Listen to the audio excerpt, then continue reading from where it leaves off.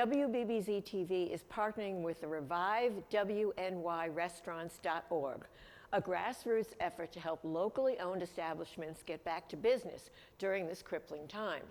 This week, Paul Santora from Santora's Pizza Pub and Grill takes us to Schwabl's in West Seneca, known worldwide for their beef on weck. Hey, welcome to Revive West New York Restaurants. We're here with Gene and Cheryl from Schwab's. It's our second filming and marketing campaign for this restaurant. And what we're trying to do is get the word out for them. This week will be kind of a blitz for their location.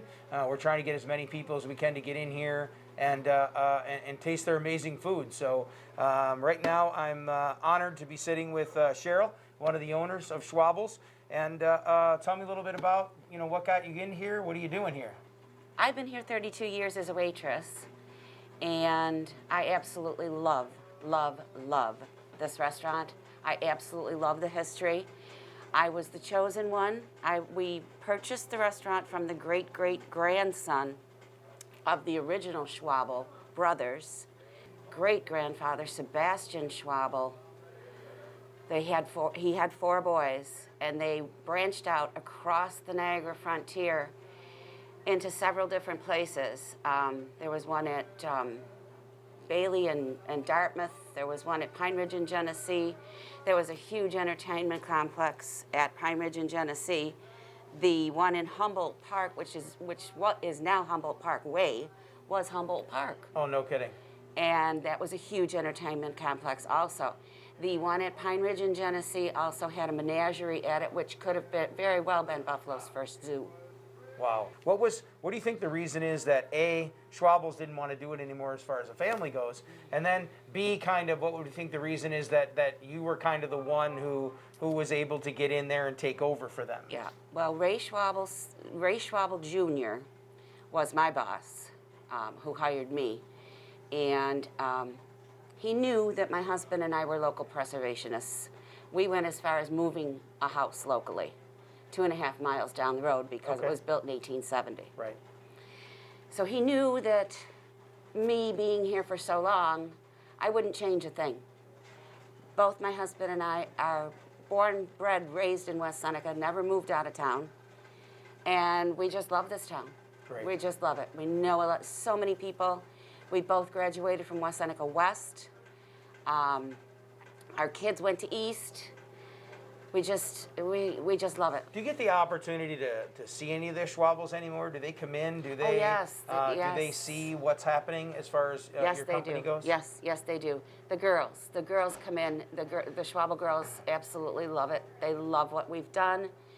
They just love the place. Right. So obviously they made the right decision, because the decor, the ambiance, and it has that feel of what you guys represent, and I can't imagine that they would want it, and I guess that was the idea, right? The idea was to pass it down and make sure that it didn't change, right? Oh, yes, it did not change. So as far as the business goes every day, now, again, we know these are completely different times, but so what is, for yourself and Gene, what do you guys feel that you really enjoy about everyday life here in the restaurant, like at this particular business? And I know there's struggles, but what is the joy you get out of it? Our customers are awesome. That we get a lot of repeat customers. And I have seen families grow. There's a couple that still comes in every Saturday night, even during takeout. They would take out every Saturday night.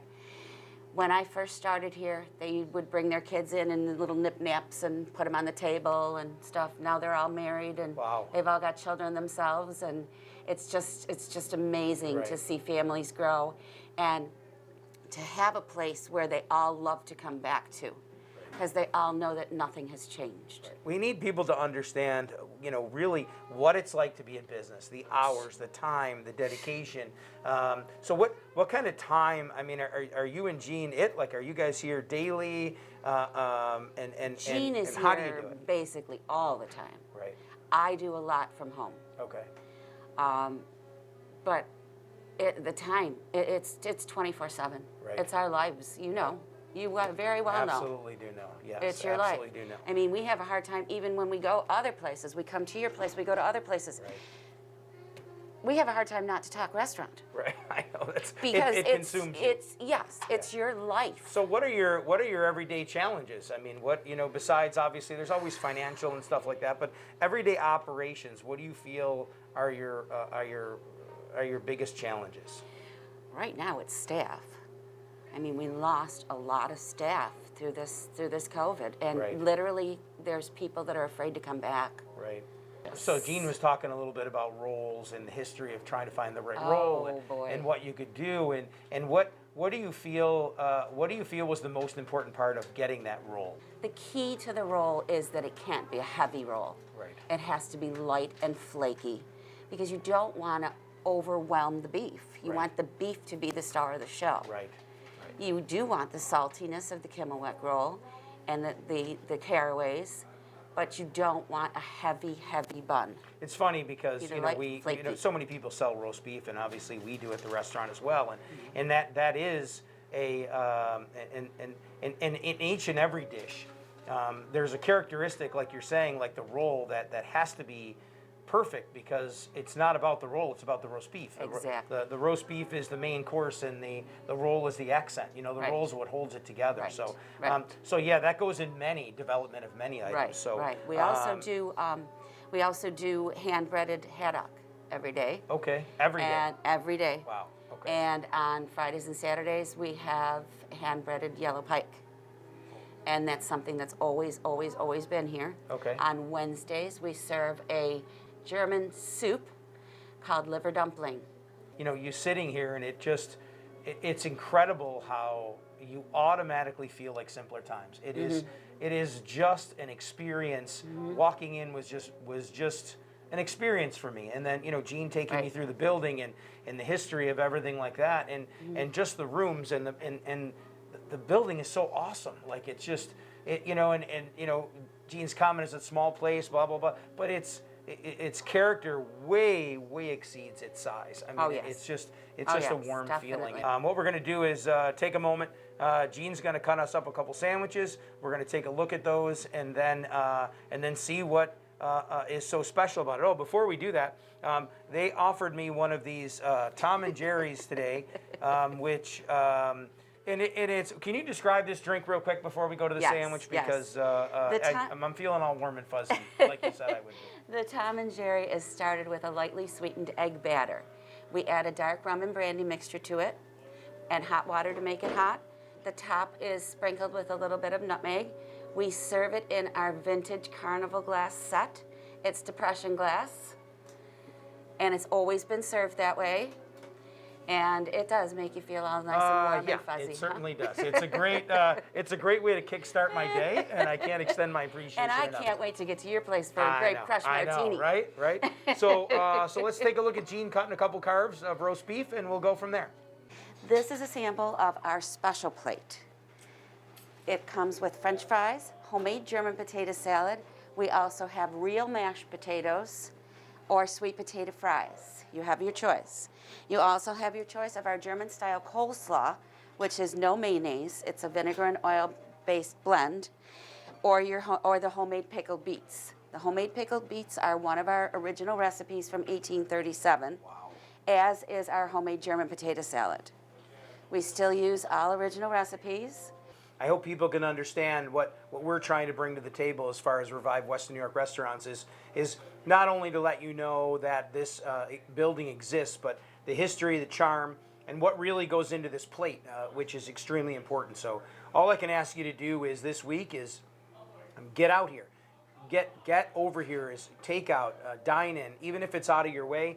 Trust me, it's worth the drive. This town, this area, this restaurant is absolutely phenomenal. So my thanks to Jean and Cheryl. I consider them good friends at this point in time, and this is a fantastic experience for us. So help us out. Get over here and eat this food.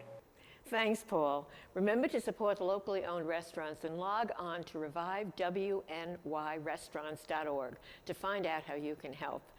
Now comes a big time where we are going to root on and say our enthusiasm for, as we well know, for the Buffalo Bills. And I'm leaving it up to you because you have the best screams. I want everyone, when they're watching the game and we're getting our touchdowns, we'll be like, Pancho Power! Oh, gosh, Just thank remember, you. Pancho Power! Thank you so much. Bring that energy Rosalind. up, even if we're home. Rosalind's the best. As we end this edition of The Big Picture, we once again wish the Bills good luck in their quest to have another touchdown in Tampa. Let's hear from Ezra Castro, known as Pancho Billa, in his final message given to our friend James McCoy at the Buffalo News. It just makes me feel good that, there's people out there, again, who are accepting me, a guy from El Paso, no relationship to New York at all. And it just really, truly means the world that people are out there like that. I'm not surprised in Buffalo, to be honest. I knew it all along as I was growing up how well the city was with each other's people, and it just, I'm not surprised from Buffalo. You've accepted my Hispanic background, you've accepted my family, you've accepted everything about me, and there's just no way, I don't know how I'll ever repay you guys. I really don't. But thank you so much. It truly means the world to me. It really does.